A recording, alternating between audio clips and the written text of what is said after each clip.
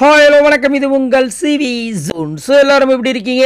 இன்னைக்கு பார்த்தீங்கன்னா ஒரு பயங்கரமான வீடியோ. என்ன வீடியோ அப்படி பார்த்தீங்கன்னா, இந்த ஸ்பேஸ்ன்னு சொல்லிட்டு இந்த சோஷியல் இணையதளத்தில் வந்துட்டு ஒரு விஷயம் நடக்குது போல இருக்குது. அதில் வந்துட்டு நிறைய பேர் வந்துட்டு பேசுவாங்க போல இருக்குது, அவங்கவுங்க ஃபேன்ஸ்லாம் வந்துட்டு. ஸோ அதில் தான் வந்துட்டு நம்ம யார் சொல்கிறது, ஃபேட்மேன் அந்த விஷயத்தை ஷேர் பண்ணியிருப்பார். அதாவது அர்ச்சனாவுக்கு வந்துட்டு பிஆருக்கு 15,00,000 ரூபா கொடுத்துருக்காங்க அப்படி இப்படின்னு. அதுக்கப்புறம் அவரே வந்து இன்னொரு சோஷியல் மீடியாவில் வந்து சொல்லியிருப்பார், என்னை மன்னிச்சிருங்க, நான் வந்து ஒரு கவுண்டர் அட்டாக்கிங் பண்ணுறதுக்காக தான் பண்ணேன். ஸோ இந்த மாதிரி விஷயங்கள்லாம் அந்த ஸ்பேஸில் போகும் போல இருக்குது. அந்த மாதிரி நிக்சனுக்காக ஒரு ஸ்பேஸ் கூடி இருக்கு போல இருக்குது. அதில் வந்து பார்த்திங்கன்னா மனசாட்சியே இல்லாமல் ஒரு சில பேரில் வந்துட்டு பேசின விஷயங்கள்லாம் இப்போ வந்து பயங்கர வைரலாக போயிட்டுருக்கு. என்னென்னா அதை வந்து சொல்லியிருக்காங்க.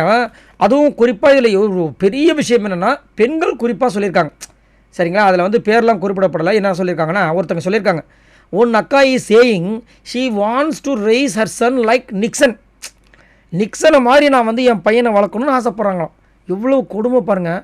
இவ்வளோ விஷயங்கள் 24/7லேயும் 1 hour எபிசோட்லேயும் பார்த்தும் இவ்வளோ விஷயம் தெரிஞ்சுக்கிட்டும் அவர் வந்துட்டு ஐஷு கிட்ட எப்படி பழகினார், பூர்ணிமா கிட்ட எப்படி அக்காக்கான்னு சொல்லி கேவலமாக பழகினார், அர்ச்சனா கிட்ட எவ்வளோ கேவலமாக ஒரு ரவுடித்தனம் பண்ணார், இவ்வளோ விஷயங்கள் தெரிஞ்சும் நான் என்னோடய பையனை வந்து வளர்க்கணும் நிக்சன் மாதிரின்னு சொல்லியிருக்காங்க.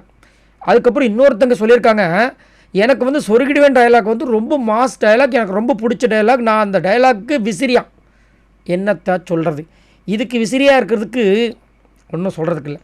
அதுக்கப்புறம் இன்னொருத்தங்க தான் பெரிய ஒரு இதுவாக சொல்லியிருக்காங்க, ஏன்னா இத்தனை நாள் உன் கூட வாழ்ந்துட்டேன், இப்போ தனியாக இருக்கேன்னு சொல்கிறாங்களாம். எப்படி பிக் பாஸை பார்த்து அங்கே வந்து அவர் இருக்கும்போது இவங்களும் அவங்க கூடயே இருக்கிற மாதிரி தோணியிருக்கு அவங்களுக்கு.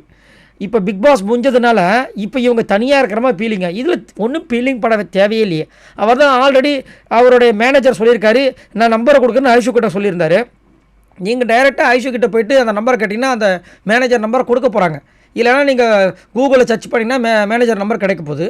அந்த மேனேஜருக்கு கான்டாக்ட் பண்ணி நிக்சன் கூட போய் பேசிட்டு வர தானே, இவ்வளோ தானே. இதில் ஏன் ஃபீலிங் பண்ணுறீங்க அப்படி மாதிரி நிறைய பேர் வந்து கருத்து தெரிவிக்கிறாங்க.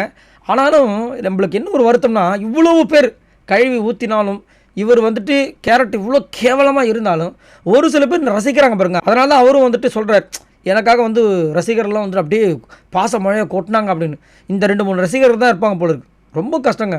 இவ்வளோ விஷயங்கள் செஞ்சும் அதை வந்து குறிப்பாக பெண்களுக்கு அகென்ஸ்டாக தான் அவர் பண்ணியிருக்காரு. ஆனாலும் ஒரு சில பெண்கள் வந்து பிடிச்சிருக்குன்னு சொல்கிறாங்க பாரு, தான் கொடுமையாக இருக்குது, ரொம்ப வருத்தமாகவும் இருக்குது. உங்களோட கருத்து சொல்லுங்கள். பாய் நண்பர்களே.